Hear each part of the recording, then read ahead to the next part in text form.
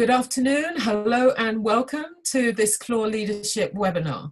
Clore Leadership is a resource for leaders and leadership in the cultural and creative industries, and our webinar series is curated to explore some of the issues faced by cultural leaders at this challenging time.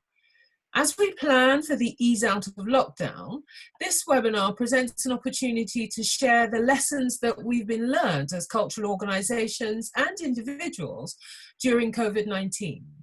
And we're delighted to be joined by a panel, a really great panel, to review this from different perspectives and to share their different experiences.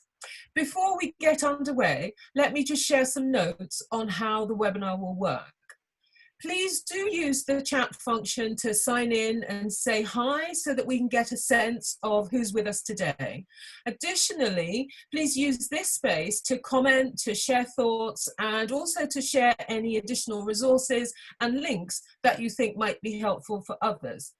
Your microphones are muted so that we can manage the process as smoothly as possible.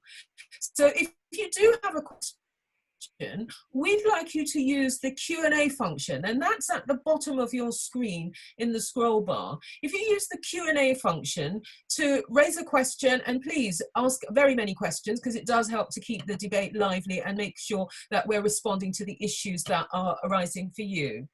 We are going to be recording the webinar and sharing for those who cannot attend, so this will be published on our website. I'd like to say welcome to Kim, who is our interpreter, and Kim is signing for one of our attendees today.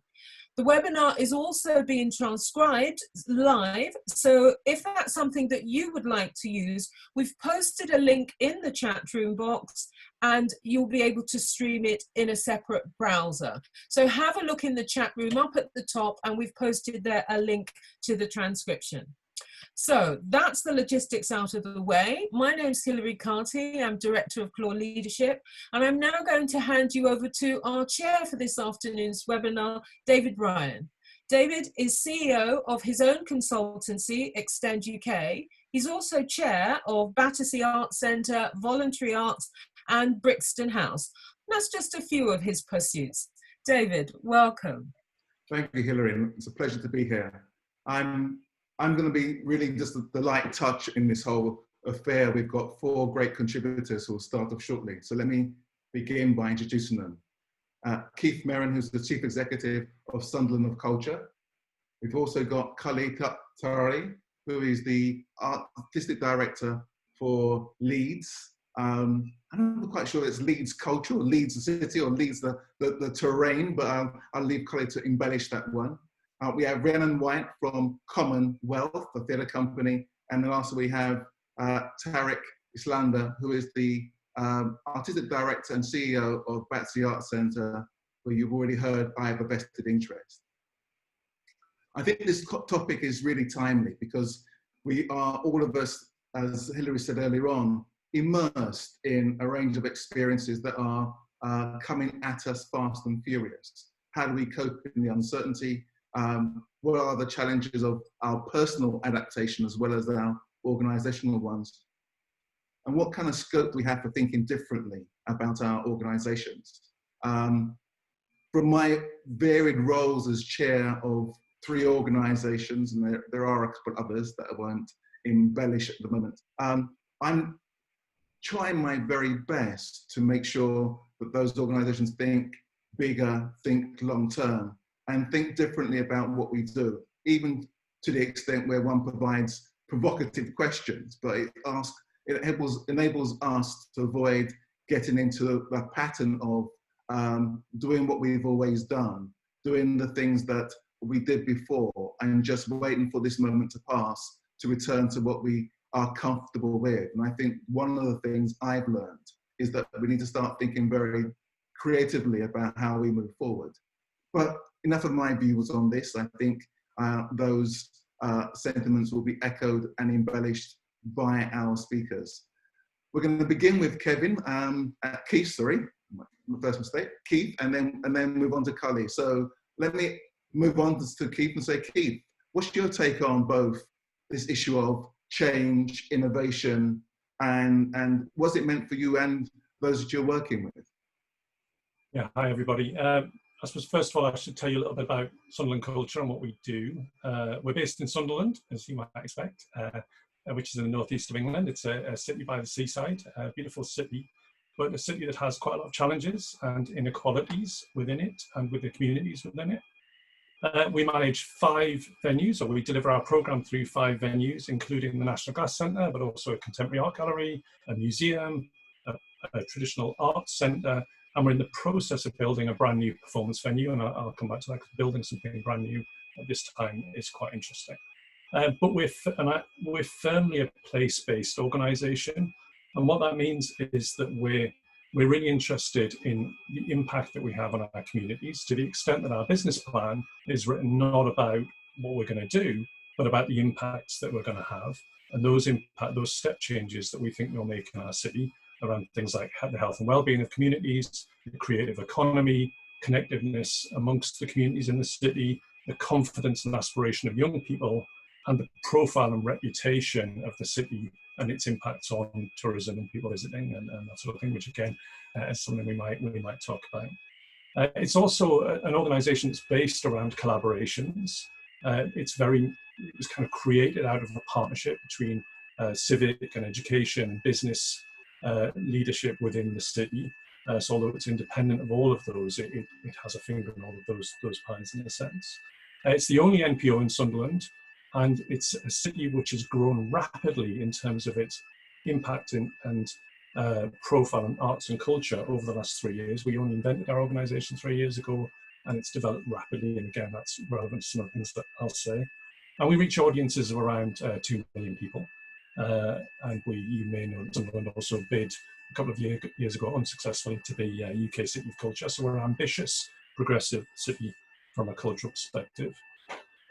So I suppose, like many of you listening in, when COVID-19 hit and when we started to think about locking down our venues, that was quite a significant moment. I was kind of underplaying it there a little bit. But, you know, we had to shut down 5 venues.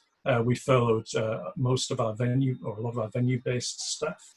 But interestingly, what we kept was our city-wide programme staff. So as well as running venues, we've always run quite a big programme across the city, which has ranged from big, large-scale mass participation events through to very granular work within communities around health and well-being or working with older people. So immediately what we did was we said, well, venues are closed down, but we're keeping those staff who are working in that sort of cross-city programs. But I would say, and again, I suspect a lot of people are going to say this, that what we did straight away was that in a way our digital channels became our venues, and that seemed to be the right thing at that point. And so we just sort of almost started to treat those digital channels as if they were venues. We put exhibitions on them, and we put learning programs on them, and they were great, and lots of people have engaged with them, and it's helped to raise our profile. But I think we realized quite quickly that that was maybe not looking at, not true to us as an organisation and the way we like to work with our communities, but also really not taking the potential that was being offered by this new way of working to anywhere near where it could go. So then we started thinking about what are the needs in our community. If we were always an organisation that's interested in impact on the community, what are the needs now, and how do we start to reach them? And we started working, a lot of the work we started doing was around supporting the artists and creative community of the city. As I say, we've undergone a rapid expansion in recent years. So it means that we have a lot of artists and creatives who are new and emerging and haven't really established their practice or themselves. And we wanted to support and maintain that infrastructure. So we put a lot of effort into helping them access funding, keeping them engaged and networked, and helping them to adapt to new ways of working, really at the same time as we were having to learn all that stuff ourselves. And again, maybe something we'll talk about in the conversation, is how people often, as the big NPO in the city, and people look to you, to the leadership of that, thinking, you know what you're doing, and actually you're making it as much as anybody else is, but trying to help everybody else to get to the same point. We've also started doing a lot of very bespoke work. So, for example, working with the local authority to get packs of art and creativity to some of the most disengaged families in the city, some of the families who are maybe not digitally connected or or you know, may have one device in the house that's kind of constant fighting over getting to that. So you know, can we get those packs out? And we've done that. We also work a lot with older people, and we recognise straight away that a lot of those older people who have engaged with our programs in the past have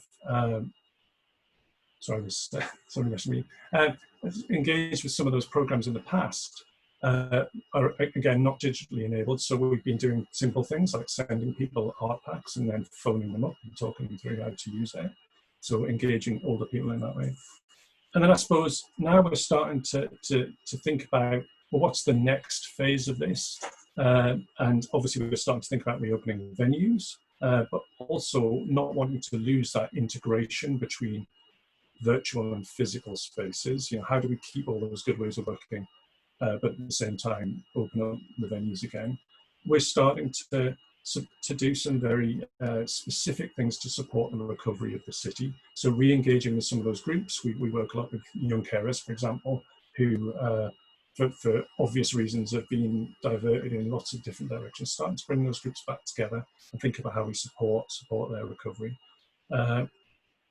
And just quickly to wrap up from me, things that we've learned, actually not having venues can be quite liberating. I know not everybody's venue based on this, and it's really enabled that fluidity that we always envisaged in the organisation across art forms and across ways of working and across our teams.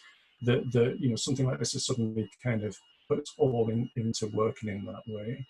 I suppose we were talking actually just before we kicked off, how much can be done remotely, and the fact that if you're stuck in Sunderland in the northeast of England, you often feel a long way from things. But and I will spend an entire day or 2 days to go to a 1 hour or 2 hour meeting in London, or whereas suddenly all those things seem to have opened up where I can speak on this webinar, for example, from a small room in my house. I suppose one of the things that for us organisationally, for me as the leader in that position, is we've been on this kind of rapid growth, as I say, we're developing, constantly working, trying to catch up, I suppose, with what other cities have done, because that's the model that we've always worked to, in around cities getting bigger, doing more, having more venues, having bigger venues. And I suppose there is a question that's starting to emerge around is, how do we maintain that rapid growth in this new environment? Is actually that the right model at all? Did we have it right in the first time and everybody else maybe didn't? I don't know. And kind of interestingly reflected by our staff team, who, because we've been working in this relentless growth mode for the last 3 years, we're actually saying, wow, it's really nice to have a bit of time to slow down. I think David's telling me to wrap up. So I suppose just a last thing I would say is that we focused very locally. We really looked at the needs of our communities. We're working very closely with our communities, with our artists, and that's brilliant, and it's been really rewarding, and we'd like to continue that going forward. But I suppose a slight risk about that is about the risk of becoming very insular in that sense. And we've always tried to bring new experiences, artists, diverse voices, diverse narratives into a city which is actually not that diverse in its population. And I think we're really interested in how we can sort of maintain that local focus, but also bring those external voices and help our communities to be part of a national and a global conversation, rather than getting smaller and smaller and further down. Keith, thank you. I'm glad you saw the signs. I think one of the things that struck me about your commentary, Keith, is about the readapting to communities, the focus about being clear about the diversity of the community in terms of the elderly, the young people and carers, going out to the communities and forging and consolidating that experience. I think that's really very important, because certainly when you are venue bound, you can often lapse into, I'll wait till they come to us, and you don't therefore get the opportunity to interact and engage and build, and I think in many ways forge a relationship that can be therefore fruitful later on. The other aspect that struck me equally was that we're all in the learning as we go along. I hope that we're doing slightly more than winging it, but sometimes it must feel close to that at times, as we are trying to grapple with a new way of working overnight. And I think many people dived into the digital and found that it was another activity to be busy with, but maybe not them. And I think we'd all need to take stock of what we're doing as you are doing in terms of reinvention. But let me move on to Kully, who I think will be building on some of the things you've already outlined in terms of trying to invent a new elevation for the arts in Leeds. Kully. Hi everyone. Yeah, I'm Kully Thiarai and I'm the creative director, and it's called Leeds 2023. And the reason why it's called Leeds 2023 is because the city was bidding to be European Capital of Culture in 2023, and just days before it was due to go and make its presentations about its bid, of course, all the UK cities were told that they were no longer eligible because of us departing from the EU. However, I think one of the most brilliant things, an extraordinary transformation process that had happened in the course of spending time with artists and communities and business and the broader sector, was that there was a real appetite to come together and whilst being bruised by the knockback, to say, you know what, let's do this anyway. And so that is what the city is doing, and the council unusually have committed £12 million to make that happen, with a view to us, raising significantly more to make it happen. But there's a real passion and commitment there. I started in January, so I guess the context of this conversation is that unusually it's a very new organisation. So myself and an executive assistant had been in post for a few months before we were joined by an exec director who started 2 days before lockdown, and our director of external relations who started about 6 weeks ago. So it's a very peculiar experience, novel experience, to build a team and grow an organisation in isolation, if you like. I mean, it's been quite extraordinary, but that's something really interesting about where does one place oneself in a city which is culturally really rich and mature, and where your focus is years ahead, where for some people at this moment in time it's almost impossible to work out how to cope with the week ahead, never mind think about bigger futuristic agendas. So part of my job, other than as well as sort of looking at all the traditional stuff of looking at business plans and visions and missions and reevaluating where the bid had got to, has also been about trying to hold the space for conversations that are about being in the present and being responsive and supportive of what's going on, but remaining true to the need of looking at what are the stepping stones that we need to create in order to deliver a landmark year in 2023.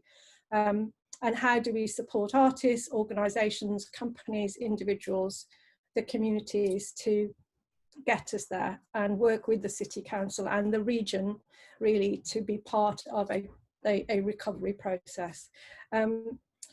So that balance has been quite interesting, because of course in some instances people do want you to jump in with both feet and get involved, but of course there's also a level of respect for those that have been doing all that work forever. That's really important to say, this is not our time to kind of come in charging along, and sort of going, yeah, we can do this and we can do that, because actually our job is to add value to what's already happening and enable people to find their space and reflect on what they're doing. And of course, different organisations, different groups of artists have been able to pivot in different ways, and support, those who've been embedded in communities have very effectively been continuing to do that.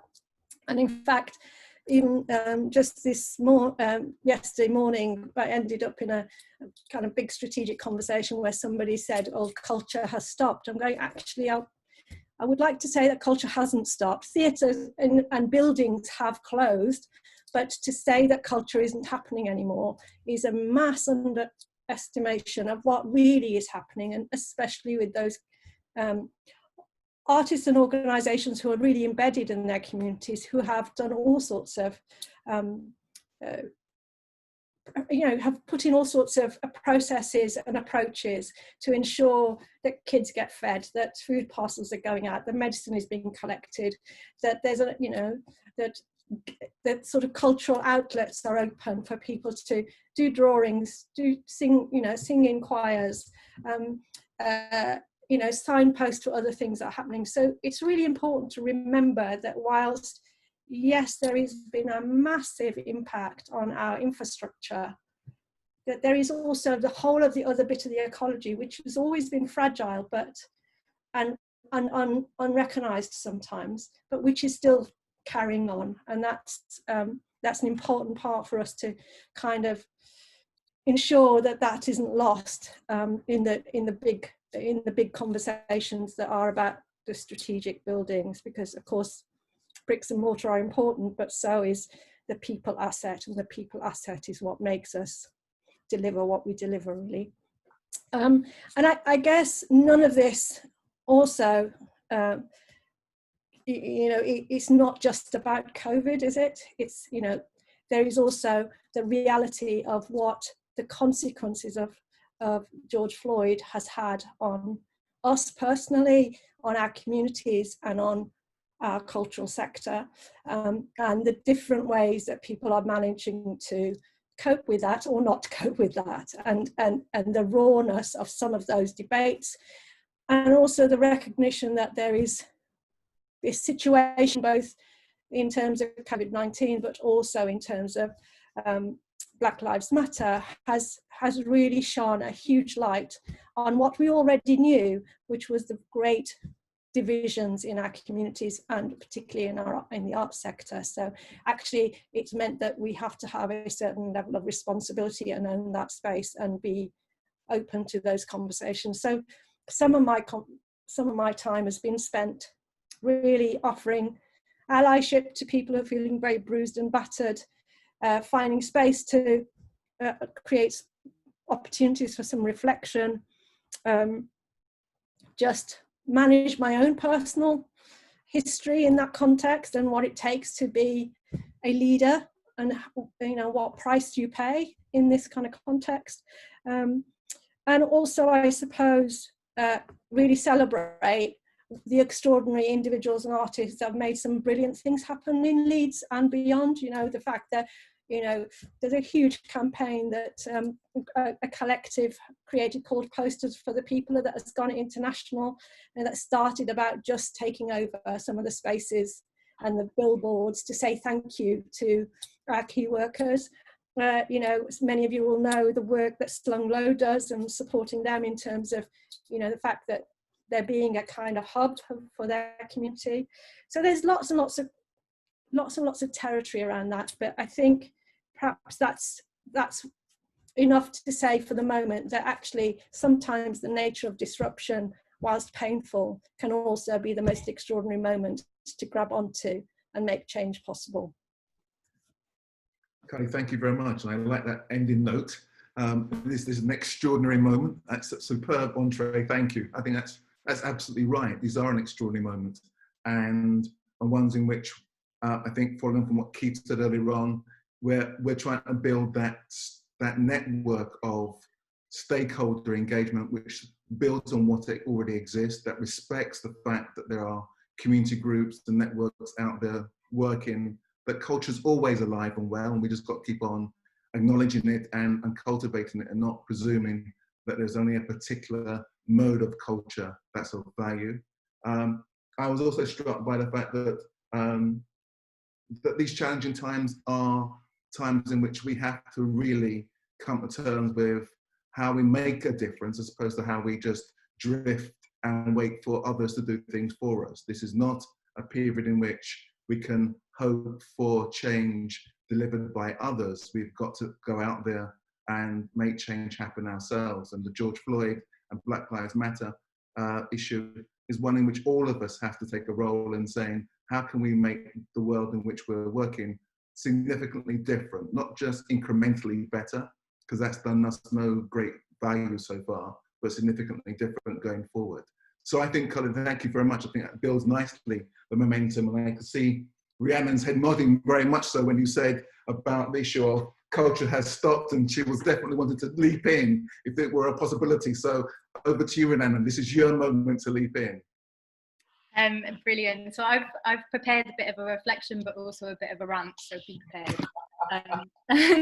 I just wanted to add to Kully around the culture hasn't stopped. I think what I'm witnessing here in South Wales is that culture is definitely getting us through this time. And actually what I've seen is communities come together to make culture happen, you know, like I've seen people become bingo callers on their street, or play instruments, or sing, you know, all these things that form our culture, you know, and just to recognise that people are making work continuously, and how important it is to bear witness to watching what is coming from these times.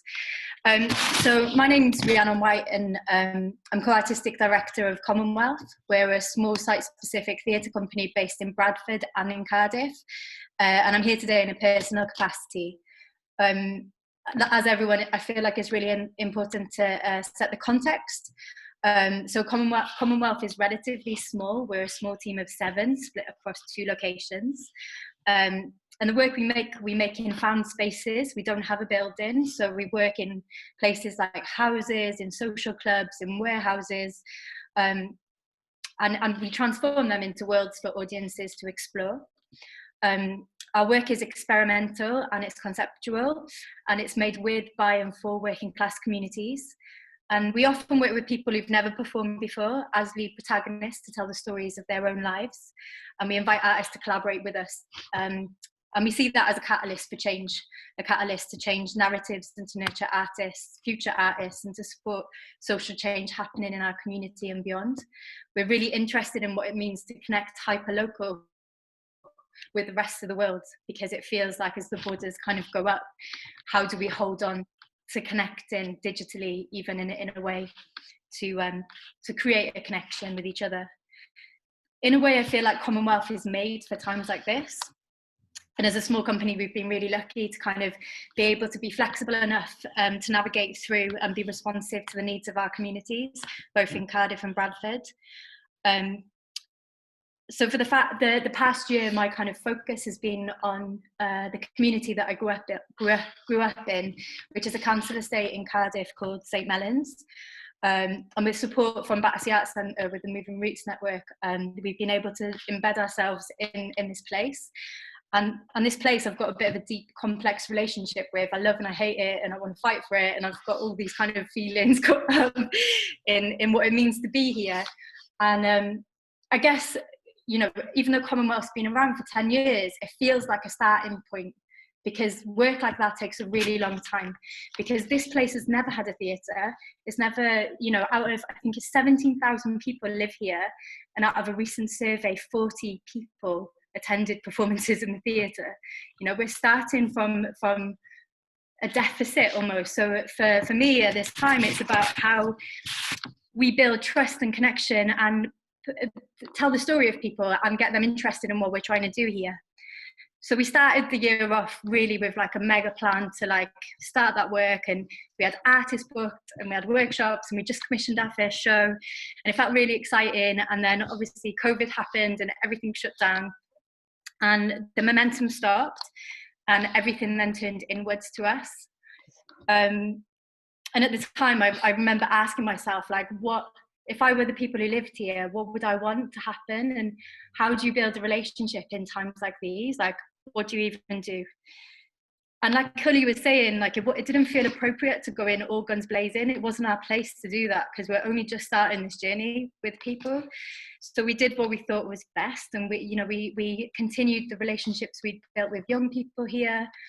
We sent packs to women who we're collaborating with young mums, like activity packs for them to create theatre with puppets in their own houses with their kids. And like I said, we did everything that we felt was right at that time. And then we decided to furlough, and we decided to furlough all of our staff bar one. And for us on this furlough, what it's meant is, I think it's been a really welcomed time to rest and reflect. And I remember one of our board members saying to us, sit in the uncomfortableness of it, because it's really hard.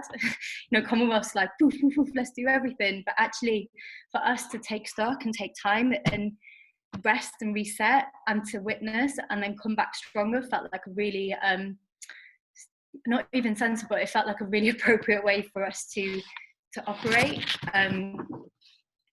And I guess, like, reflecting on everything, it's felt really fundamental for us going forward, because I think for us as a company, what feels important is responding at the end of all this, because I feel like this is the calm before the storm. And I know it's stormy for everyone at the moment, and especially with people with buildings.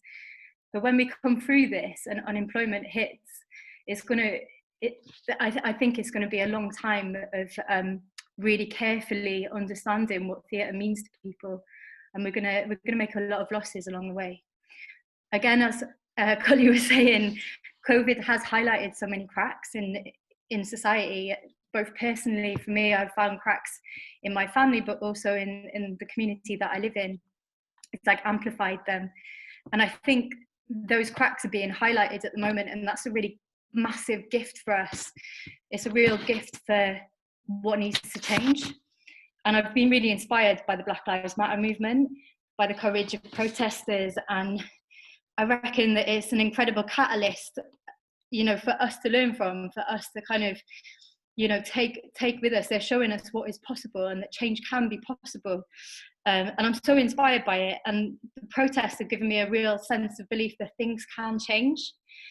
And I guess, like, that's what I wanted to bring to this conversation, like, for us to really think about what needs to change in our sector, because we talk about it a lot. Like, in the 10 years I've worked in theatre, this is what we always talk about. So how do we make sure that we don't return to the old ways, and that people, audiences, artists, they're all put first and at the centre of our work, and that money isn't just wasted and it's spent rigorously and reaching far and wide, and structures don't go back to the way that they were. The structures are dismantled and we start again. We start with something new.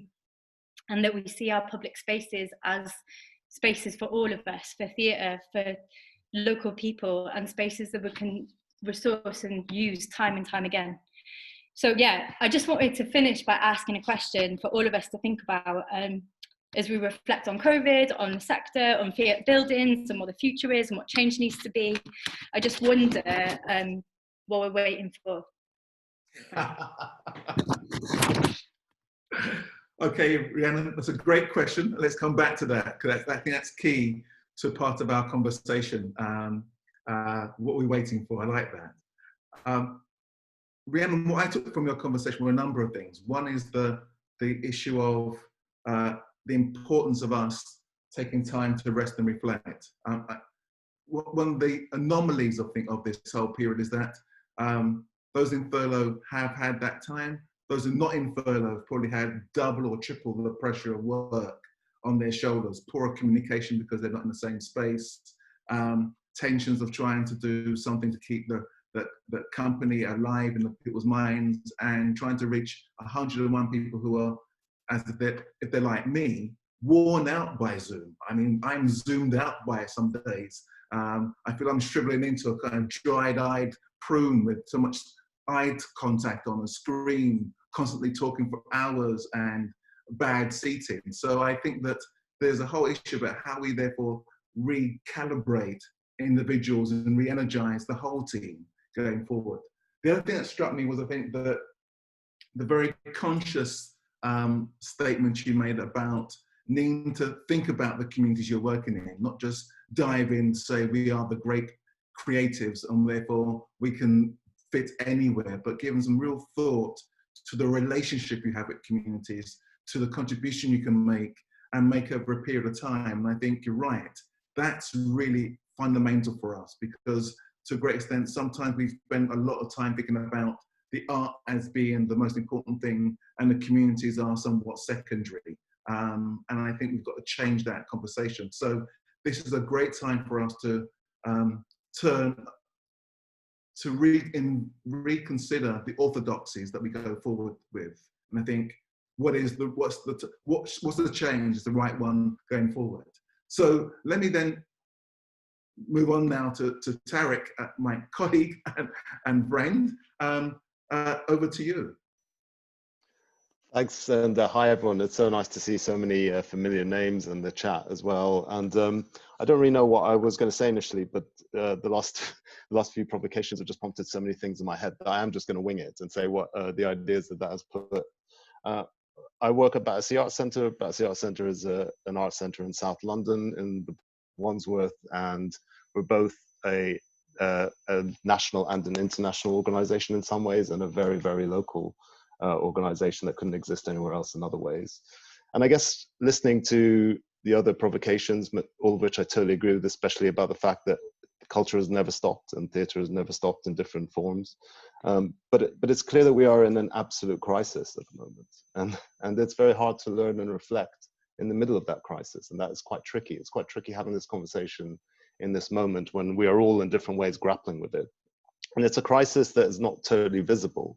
And I think, as people have described, some of it is still to come in terms of the fallout for our communities, the fallout for our society. And there's so much grief in so many different ways happening now, and we just have to completely acknowledge all of that. But at the same time, it would be totally wrong not to look at what this means and the harsh light that it presents across our society, our industry, how things operate, because it's a massive, brilliant opportunity to reset and rethink and reflect and dream. And that's the kind of responsibility of the moment, is to do what's critically important now. And there are so many things that need to be done right now, and they can't wait, while also having the eye to the future. And I guess that's the unique challenge of something like this. I'm just thinking about the things that this has kind of shed light on. I think it's really shown the desperate inequalities that exist in our society, how this pandemic has impacted people differently, how those structural inequalities have just played out in lots of different ways. And I guess the question for us as cultural organizations, institutions, and obviously I come at it from a kind of venue perspective in terms of how I look at things, and also, but just say I've only been working at BAC for a year, so maybe kind of a fresh perspective to it. What is our role within that society? What is our role within the consequences of that? How are we exacerbating some of those inequalities, and how are we contributing to making them better? And those are kind of really important questions that, you know, the moment kind of throws for us. I mean, it's impossible to ignore the incredible events of Black Lives Matters. And again, it is impossible at this moment, particularly when we all have so much opportunity to reflect, so much opportunity to change things, to not look things in the eye and sort of say, our industry has been systematically, structurally racist for a very long period of time. And that these are things that need to be addressed and kind of reflected on. If you look at our industry as a culture industry and the theatre industry, thinking about, obviously as venues, we are really struggling. So I never like getting into an us and them, because I feel like we're all part of one big ecology. But just look at what has happened to the freelance community and the kind of vulnerability of that part of the sector of organizations, of people losing their livelihoods with nothing to fall back on, falling through the nets of government support. What is in place to support that creative infrastructure that currently there, and have we collectively done enough to support people? And again, just the thing that's really struck me is the difference between the commercial sector and the subsidized sector. So BAC is an NPO subsidized by the Arts Council. I have to say our subsidy is 16% of our total turnover. So most of our income came from hires and other kind of fundraising participants. So this has been a massive shock to our entire organization. But we have different values. And when all the narrative that comes out from our sector at the moment is we are shut, nothing is operating, how do we get reopened? That is an absolute commercial sector view of the world and of the cultural sector. It is not the view of the subsidized sector, because most of us have kept working because we are essential. And the creativity that is required at this moment, the solutions that require the support, the networks that those create are more critical now than they've ever been. So why do we conspire in just playing along with that kind of discussion? If this moment has allowed everything, it has completely broken down the capitalist models in which our entire industry is built and selling tickets. So now we are forced to look in the face and kind of think, what is essential? So it's a very depressing time. I personally have never been busier. I'm completely exhausted, but it's also a time of massive opportunity and massive responsibility, I think, for us to look at. And I guess the final thing I say is, I guess this is the Clore leadership webinar. So I guess I'm thinking, what does leadership mean kind of at this particular moment? Leadership is not about the heads of organizations. It's not about ADs and EDs. It's about everyone in their own roles and in their own areas, stepping up and thinking about what needs to happen and really helping us create the future. And I certainly think at these kind of moments, leadership is not about having the answers. I am totally winging it personally every kind of minute, because never had to grapple with anything like this before. But I think the key thing is similar to what Rhiannon just provoked us with, is it's knowing what are the right questions to ask. What are the right questions that this moment is presenting, and then working with people around you, with the communities, with the young people, with the artists, with everyone who's invested, to come up with the best answers that we can possibly come up with. And it's creating the environments in which everyone can contribute. So the questions at BAC we're having to ask ourselves is, should BAC exist at the end of this pandemic? Like, is that a requirement and is that necessary? And if we do, what should that mean at this particular moment? What does universal access mean in a world with so much inequality? Do we kind of make that worse with the ticket prices and things that we currently contribute to? What does proper accountability mean to the artists, to the young people, to the people that we work for, and our local community? What does that actually mean in practice, and how do we hold ourselves in account and make our structures respond to that? I've got no answers to any of these questions, but it feels like for BAC, these are the quite questions to be asking for. And I'm sure everyone in their context are grappling with the same thing. But what a moment, what an opportunity, and we just can't miss it. Thank you, Tarek. That, I think, built on nicely the conversation we've been having so far. So inspired off the cuff, it worked very well as far as I'm concerned. So thank you, because I think that it raises a point being raised by everybody. It makes a key point that we've got to seize this opportunity, this moment now, to do extensive discussions and explore a range of questions. And I think it's not so much for me identifying the right question, it's beginning just to question. I think if we can begin to just question what is around us and not accept what has been the right framework, the appropriate framework, we can begin to explore and discover what happens around, I think also often happens around these challenging times, those that we can think of and as well as those that we can't yet imagine, is we get a paralysis, a kind of anxiety that generates because we're not quite sure where to go. The pathway is not determined for us. And I think we've got, therefore, to be, I think, emboldened to explore what might a different narrative look like, what might a different model look like, what might different relationships look like, and how do we make these viable? And I think that's the conversation we're having, that's the challenge that Rhiannon threw down in terms of what we're waiting for. Well, I think we're waiting for the conversation, the conversation really. And this is a time in which we haven't had enough genuine conversations about how things might be different, about how we tackle inequalities, how we therefore avoid the existence of communities that don't engage. And we think it's okay, because as long as there is enough of those who can spend, then we're happy. There's a whole variety of things we've tolerated in the past that have to be reviewed and looked at.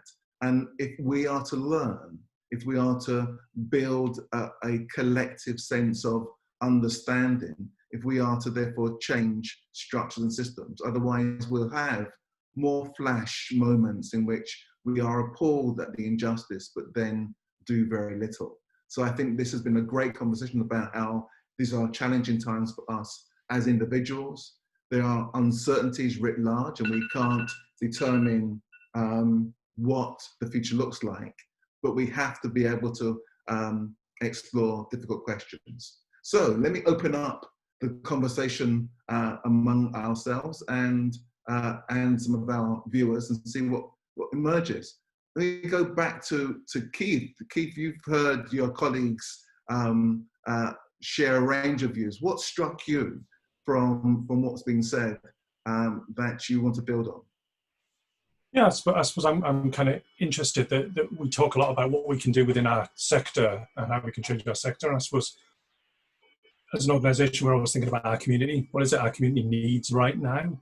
And I suppose, yeah, trying to look at it more, less about, obviously, yeah, we have assets, we have people, we have, to a certain extent, some money, not much anymore.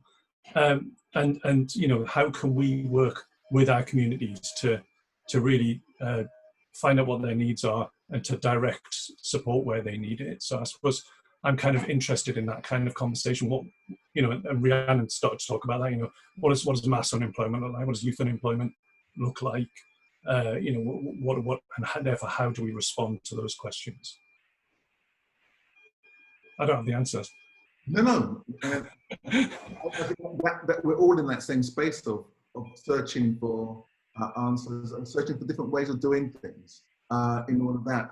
But I think it's the issue of communicating with different communities, the issue of engaging them is something we need to do far more of, and as a consequence, discover together maybe some lasting solutions. Yeah, and any thoughts, Rhiannon? I'm just really into this question that Tarek posed. I think it's really good. I think every person, every organisation should ask themselves whether they should exist post-COVID. I think it's absolutely brilliant. And I'll be asking myself the same question about Commonwealth. What does that look like? Should we even exist? You know?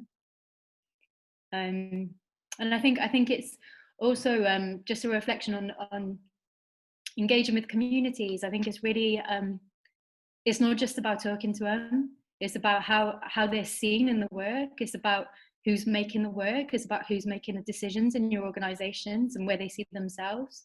So I think it's also a systematic thing that needs to change. It's not just about them as audiences. Absolutely. David, do you want to refer to the Q&A questions? Just trying to help you here. Well, I was leaving you guys some space to reflect on your conversation before diving into that. But thank you, Tarek, without doubt. Let's see. I think there's a nice one, which is about what are the panel happy to let go of going forward? Yeah. You know, as we talk about shifts and changes, Jenny Rutter has asked that question. What are you happy to let go of? You know, or to lose in order to make way for this new future, which we're trying to anticipate? Great question. Thank you, Jenny. Anybody wants to have a crack at that? Well, let me dive in and give you space to think about it, since it's upon. I think in terms of the organisations that I'm associated with, I think what we're needing to let go of is a sense in which we think in old departmental terms, and therefore not about how we enrich the team and the people themselves to be more creative, and instead doing how we incorporate the community not as a pure outreach addition, but an integral part of our creative way of seeing and thinking. Because again, the orthodoxy has been the theatres in the building and outreach is an add-on. And I think changing some of those thinkings, changing some of those practices, and engaging with and naming communities. I think working class communities, the BAME communities, all need to be named and engaged, so we're not pretending there's some unanimous sameness, which is clearly not the case. And not only by using references that determine how much income they spend, but determine how valuable they are to the community as a whole. So going back to Keith, Rhiannon and Kully's point, let's re-embellish the community as part of an integral part of what we do. I mean, there's so many things. I'm sorry, Rhiannon. I'll be quick. There's so many things I'm just happy to let go of. I mean, some of the things I'm happy to let go of is the power that exists in certain organizations and the kind of entitlement that goes along with that, an entitlement to public funding and entitlement to position of power, which is often not earned, to kind of the ways of operating, sort of assumptions about how we operate, who we're for, and how we do the practical ritual aspects of our day-to-day operation that serve to exclude people in multiple ways. I'm happy to let go of power personally. I mean, what I'm not going to let go of is responsibility, because I find ultimately you have to sometimes be accountable for what you do, but I'm kind of happy to do that. But also I think as a sector, maybe we should also be happy to give up some money and be a bit poorer, just so we can do the right thing, rather than being totally reliant on income streams that totally distort who we are and our values and our purpose. Rhiannon, because you were keen to come in there. I know a lot of what Tarek said is what I was going to say anyway. So I'm happy to let go of quite a lot of stuff also. And also, I think it's really interesting when we think about passing things on, because actually in the community that I work in, some people wouldn't even recognize this as a job, what I'm doing. So it's something around development and passing all of this on, then letting go, because we need to see change in the sector. It's not about just passing on to the next person who comes out of university, you know, it's like developing people along the way. Indeed. Kully? I guess there's some interesting things about what personally you want to give up or let go of, and what structurally we need to get rid of, and how much power or control you have over that. So personally, I guess, you know, in terms of, I'm tired of doing the fighting for years. I'm tired. I've had enough. But I'll still carry on it at the minute, because it feels like people have learned the use of language, but they haven't authentically understood what we've been fighting for. And I mean that across, I mean that across all sorts of aspects of cultural provision and delivery and structures, and who has what power to control the narratives, you know, all of those things. So I'd be very happy to let go of all of that, but it doesn't feel like we're quite there yet, and haven't been for some time. And whilst I absolutely appreciate that, you know, there is a huge amount of pain in the sector at the moment, and a lot of fear and a lot of grief. Actually, some of it, some artists have been, and organisations have been carrying the burden for a long time. That's not unusual for them. And so even understanding that is a big step into recognising that there's levels of disparity around that. Now, that's not to mean that we all need to feel humble about it, but it is about actually having a really authentic conversation that has integrity, that isn't about protecting positions or spaces or power networks. And those are hard things to say sometimes, and they're even harder to put into practice, but until we kind of collectively find a way of doing that, we're not going to be able to shift things significantly. I mean, you know, in terms of sort of professionally and in the world of work, you know, it's very interesting to be running a thing that could be anything at this moment in time, and I suppose one of the things I really need to think about is that all the years of trying to morph oneself into being the right fit in order to make things possible, actually there's something interesting about standing tall and going, this is who I am, this is my history, this is what we're trying to do, and some of that might be what you want and some of it might not be what you want, and therefore shying away from not trying to be what everybody expects you to be, I suppose. So there's something interesting about the dynamic of a cultural moment for a city and a region in Yorkshire, where there is the possibility, because it's something new, to imagine a different sort of future, a different type of thing, and some of that will be familiar and some of that hopefully won't be. And if I can create the space for others to challenge me on that, that would be brilliant. We're coming to the end of the session, but I think there's a whole range of points that we could never summarise and weave together, so I won't even pretend I can put together a kind of fluid orchestration of issues that have been discussed. But there have been some key points, I think, that have been raised. There's the one about the personal responsibility. What are we going to do about things? How are we going to make change and make things happen for ourselves and for the places where we have some influence? How is power in that context being negotiated? Because I think it's about how we take on a responsibility to upturn old negative power bases in order that we can therefore enable future folk to grow and explore and take over. We can't just leave a vacuum We've got to somehow enable others to understand what is happening around them and be empowered to move things forward. We've also got in the process thing, we've been talking about the inequalities, and I think we've got to continue to make sure that we are not silent on inequalities and raise the varied natures of the inequalities around us that we are responsible to ensure does not continue under our watch. We're responsible for ensuring that we explore the questions even when we don't have the answers, that we're responsible to make sure that ultimately the environment that the arts creates is liberating, is enabling, it's all the things that drew us into it. It can truly be for a wider constituency. The uncertainties, I think that we've always got to grapple with uncertainties, and I think that's really an important part of the kind of creative psyche.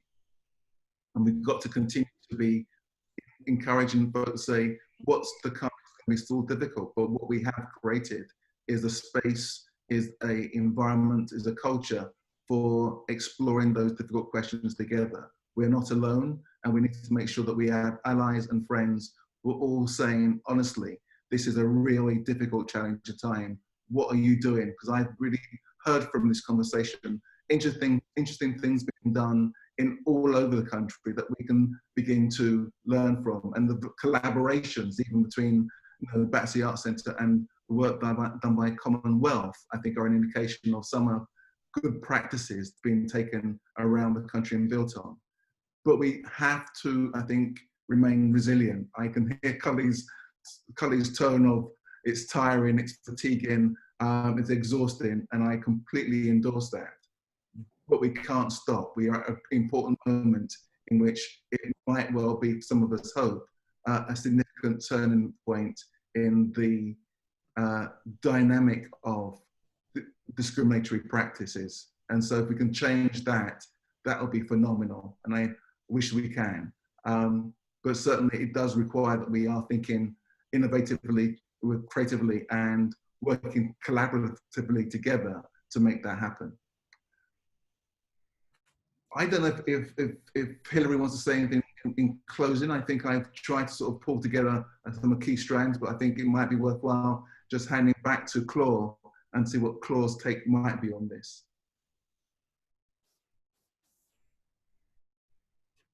Hilary, we can't hear you. There. I've only been doing this for 3 months, so I'll get used to it in the end.